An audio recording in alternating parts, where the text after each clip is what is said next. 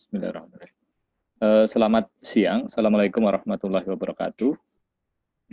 Ya, terima kasih teman-teman semuanya. Di kesempatan pertama yang untuk menyampaikan ini ya, konferensi pers siang ini, saya ingin memperkenalkan teman-teman advokasi yang tadi disebutkan oleh Charlie, mewakili kawan-kawan dari berbagai organisasi maupun juga individu, yakni Mbak Dewi Kartika dari KPA, kemudian ada Mbak Asfinawati dari pimpinan Yayasan Lembaga Bantuan Hukum Indonesia, kemudian ada Mbak Jumise, ini perwakilan dari Konfederasi Persatuan Buruh Indonesia, KPBI, dan juga Bung Merah Johansyah, koordinator Jatam, ya. Keempat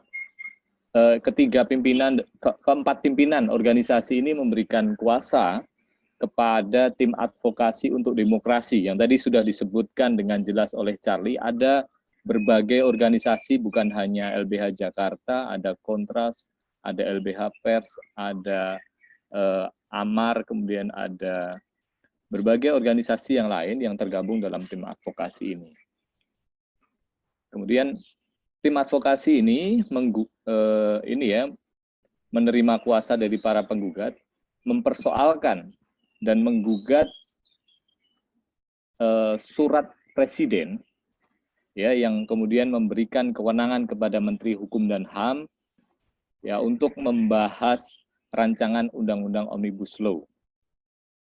Yang kita tahu bahwa surat itu dikirimkan ke DPR kurang lebih di tanggal 12 Februari 2020. Sebelumnya kita paham bahwa munculnya rancangan Undang-Undang Omnibus Law ini, rancangan Undang-Undang Omnibus Law Cipta Lapangan Kerja atau kita singkat saja dengan RUU Cilaka ini begitu kontroversial, begitu banyak kemudian kritik, protes, dan juga penolakan dari masyarakat, ya, sejak awal kemunculannya di akhir Desember. Dan ternyata memang setelah kemudian dipelajari oleh teman-teman, itu terdapat berbagai persoalan, baik itu pelanggaran prosedur maupun pelanggaran substansial. Pelanggaran prosedur artinya tahapan pembentukan peraturan perundang-undangan yang semestinya diikuti itu tidak dipatuhi oleh pemerintah. Dan yang kedua, ini ternyata substansinya banyak menabrak, mengangkangi, ya, peraturan perundang-undangan, bahkan konstitusi, maupun berbagai putusan Mahkamah Konstitusi yang sudah pernah diputuskan, begitu, ya. Dan kenapa kemudian teman-teman ini melakukan gugatan? Ya, perlu diketahui bahwa tadi saya sampaikan dalam pembentukan peraturan perundang-undangan ada prosedur yang harus diikuti. Dalam Undang-Undang Nomor 12 Tahun 2011 tentang pembentukan peraturan perundang-undangan, ada tahapan yang pertama adalah perencanaan.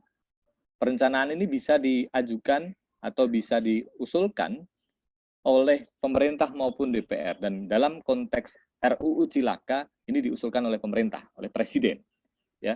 Harusnya dalam perencanaan ini masyarakat sudah dilibatkan. Masyarakat sudah ditanya, apakah rancangan undang-undang ini adalah kebutuhan rakyat, kebutuhan masyarakat, ya. Dan harus diinformasikan, harus diajak untuk terlibat.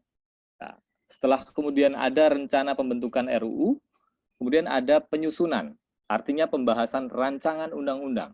Ini pun juga demikian, harus masyarakat itu diinformasikan. Terbuka informasinya, bisa diakses di mana saja, dengan mudah bahkan. Ya. Kemudian selain itu, juga masyarakat dilibatkan untuk membahas, untuk mengusulkan, untuk memberikan pendapat mengenai bagaimana kemudian rancangan undang-undang ini akan mengatur ketentuan-ketentuan pasal demi pasal. dari situlah kalau sudah jadi, bahkan juga harus dibuat naskah akademiknya ya sebelum rancangan undang-undangnya, pasal per pasal, baru kemudian pemerintah itu bisa mengusulkan rancangan undang-undang ini kepada DPR untuk dibahas bersama. Tapi apa yang terjadi?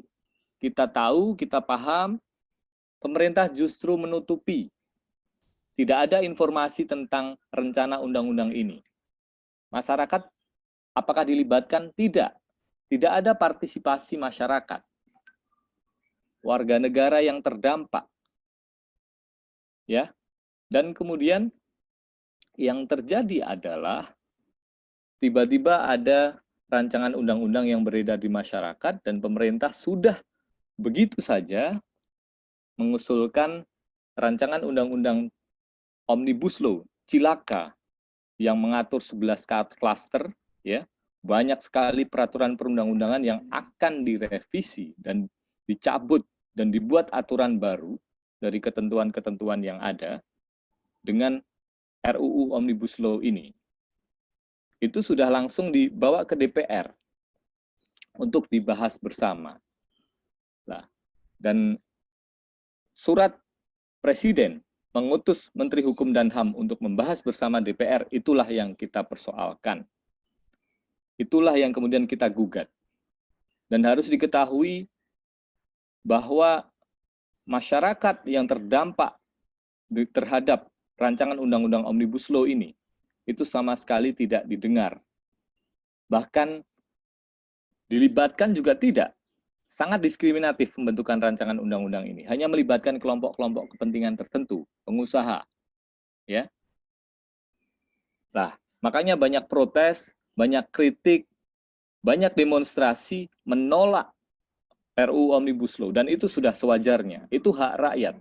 Karena mestinya undang-undang itu menjawab kebutuhan rakyat, merepresentasikan kepentingan rakyat, supaya dia bisa sejahtera. Nah, itu teman-teman yang penting saya sampaikan. Dan sekali lagi tadi kelompok kepentingan seperti buruh, nelayan, masyarakat adat, perempuan, ya buruh migran, dan berbagai kelompok masyarakat rentan yang lainnya yang akan sangat terdampak, dan semua warga masyarakat akan terdampak dengan rancangan undang-undang ini tidak diberikan ruang partisipasi, ruang keterlibatan terhadap pembentukan peraturan perundang-undangan. Ini jelas keliru secara prosedural. Dan nanti secara substansi, mungkin teman-teman narasumber yang lain bisa membahas dan mengulas lebih dalam satu persatu. Terakhir dari saya, gugatan ini adalah bentuk partisipasi warga negara dalam pemerintahan.